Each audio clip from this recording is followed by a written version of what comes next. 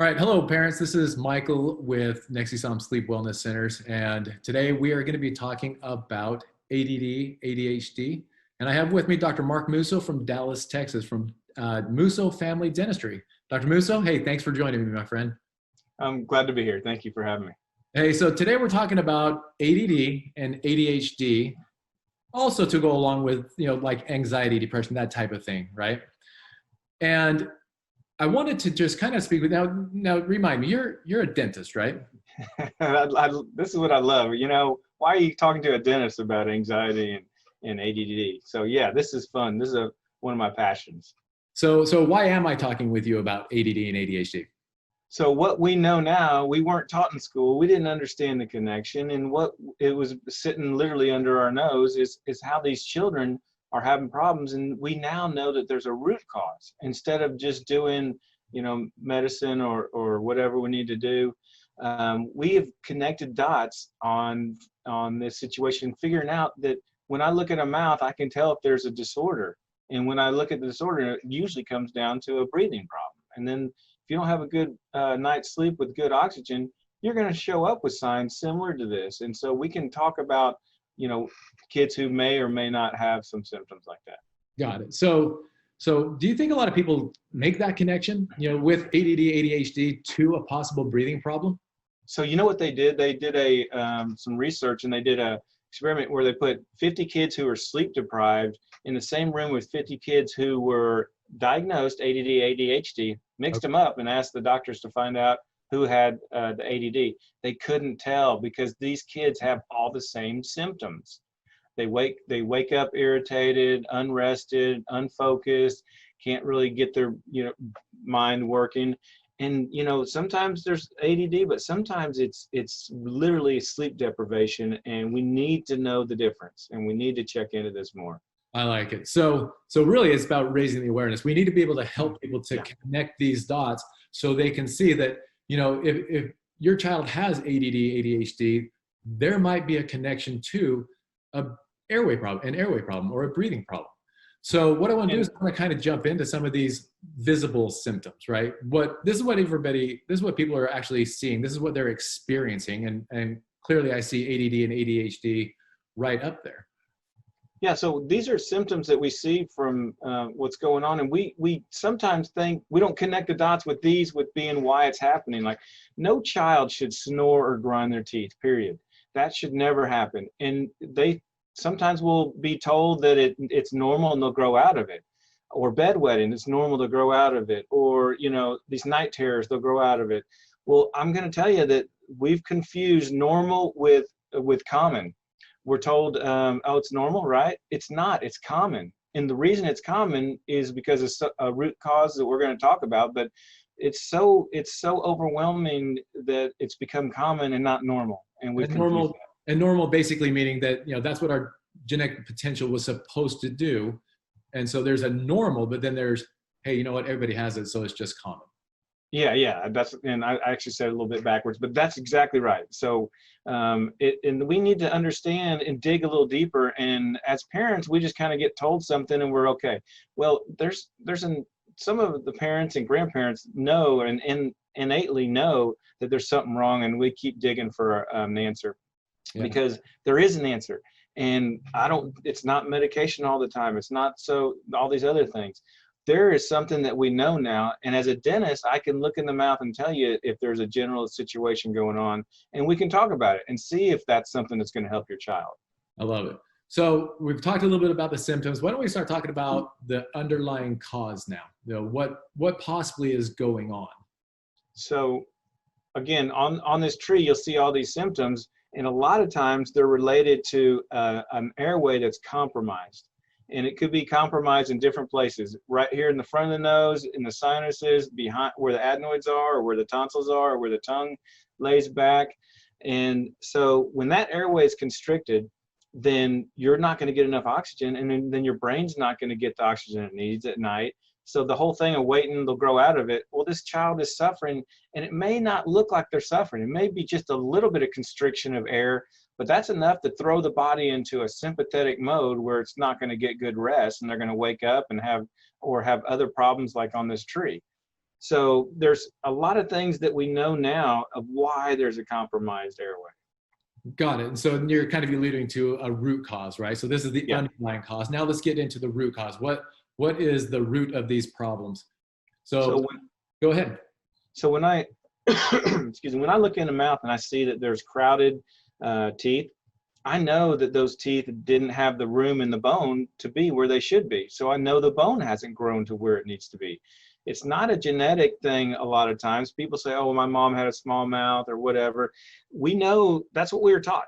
And we know that there's epigenetics, which is above and beyond what genetics is and changes the way our body grows.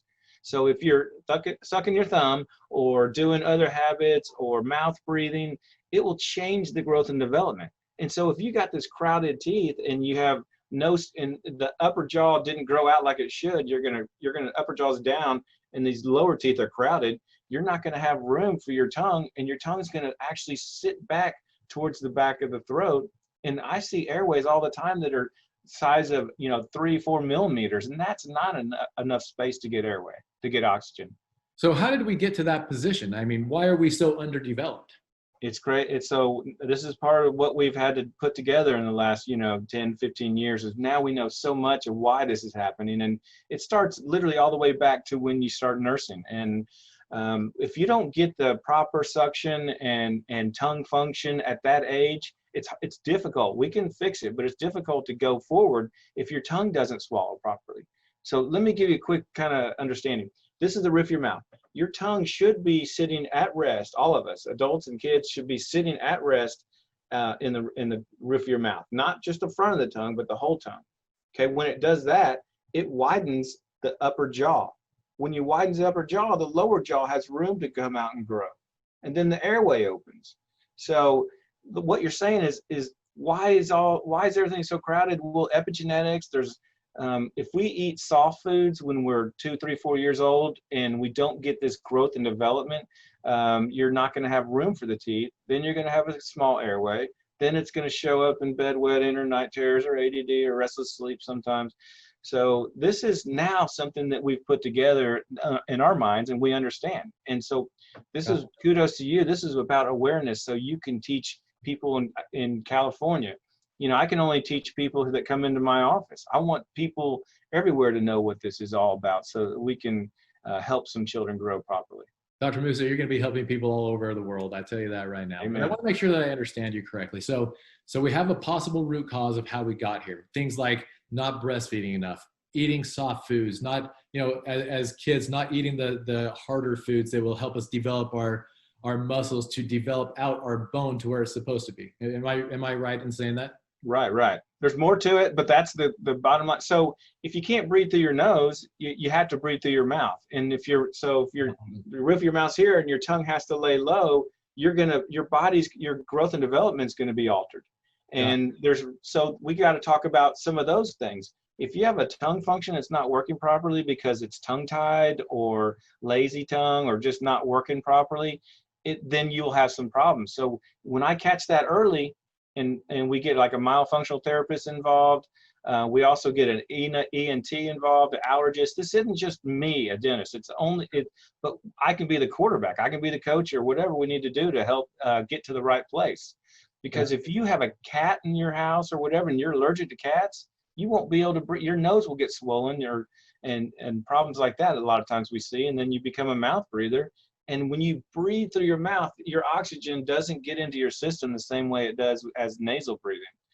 We are intended to breathe through our nose so that we can get the air warmed and filtered and humidified and sterilized. Especially with COVID, antibacterial, antiviral, when you have nitric oxide that's produced in your sinuses, it will help get the oxygen. It's a vasodilator. It helps kill bacteria and virus. And it gets the oxygen to the system so it gets to your brain so you can sleep better. Sleeping, you need oxygen. It's the best medicine for sleep. And once you sleep well and get into some good rest, your body heals, your body feels better, you wake up rested, you don't have bedwetting issues, everything else that kind of goes with it. Got it. So the one thing that I want to just touch on really briefly that caught my attention is you were talking about mouth breathing and low tongue postures. what's the connection or correlation with the tongue being down here and crooked teeth? So your tongue is your natural palatal expander. You know, the little, sometimes we'll put these mechanical palatal expanders and widen the mouth so we can make the room. Okay. Your tongue is the perfect thing to do that. The shape of your tongue. When I look in a little kid's mouth and I see a high roof of the palate, that tells me that jaw didn't grow out like this. It's real high. Okay. Well, the roof of your mouth is the floor of the sinuses. So if you're making this real high, that means it shrunk the sinuses up there. So their little nose can't breathe as well. So once you widen everything out, you're going to get teeth to fit in the right place. You're going to get nasal breathing. You're not going to block the airway in the back, and you're going to avoid mouth breathing or other problems like that. Got it. That's wonderful. Thank you for that explanation. I mean, really, it's about awareness. It's really about raising awareness. It's about connecting the dots. And parents, that's really why we're here right now, is to help connect the dots with you. I personally didn't know about this until about 4.5 years ago, when a really good friend of mine passed away of sleep apnea. And it's really put me on a mission ever since. When my son was 2 years old, he had a problem grinding his teeth. 2, 3, 4 years old, he ground his teeth till they were flat, almost totally flat down to the pulp. When he was 1 and 2 years old, he had to get tubes put in his ears twice, and he couldn't sleep at all. Fast forward, 16 years, 15, 16 years, we had him tested for an obstructive breathing problem last year. And Dr. Musso, I know you know this, but we had him tested last year. And as a 17-year-old, my son stops breathing 17 times an hour as a 17-year-old.